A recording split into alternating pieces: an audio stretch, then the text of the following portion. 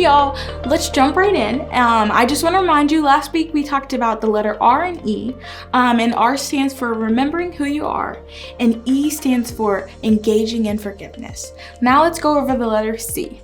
C stands for call on community. It's so easy to isolate ourselves, but we're better together. We're better with community. We're better with people. Hebrews 10 verses 24 through 25 says, and let us consider how to stir up one another to love and good works, not neglecting to meet together, as in it is the habit of some, but encouraging one another, and all the more as you see the day draw near. This verse says it. We make neglecting meeting together a habit, and it becomes a habit. But we were made for community, and to be in it, and we can help each other, and we can encourage each other, and then just remind each other of who we are and whose we are.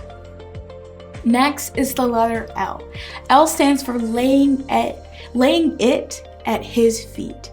Fear bows at Jesus' name, and there's nothing too big for him. It says in Matthew, come to me, all you who are weary and burdened, and I will give you rest. Take my yoke upon you and learn from me, for I am gentle and humble in heart, and you will find rest for your souls. For my yoke is easy and my burden is light.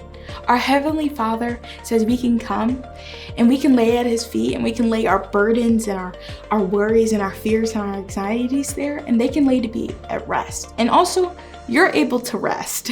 You're able to rest at his feet. I know oftentimes we go and we carry so many things if it's fear and anxiety, but we can sit that down and we can lay too. Next is A. It stands for acknowledging the hurt or even the press button. A press button is when someone says something and it kind of hurts and it kind of triggers something, and it's like, boop, and you're like, why am I so angry out of nowhere? But we have to dig a little deeper and realize, oh, this hurt button, this press button comes from a hurt from this, or it just comes from what this person said. And that's okay to acknowledge it. Feelings are okay. Acknowledging that you're angry is okay, because good leaders are self-aware, and they know when to acknowledge how they're feeling and express their emotions. And that is what we want to be, a good leader. And whoever said to fake it till you make it, okay? There's times when you need to keep it together and just be okay in the moment. But when you get to a safe space, if you're at work and you need to keep it together, that's okay. But when you get home or when you get somewhere with someone you trust, let it out. You don't have to fake it there. Let's not just keep it faked up and built up for weeks upon weeks and months upon months. Okay? Well, that's it for me this week. However, next week we will finish the acronym for Reclaim, and I'll see you then.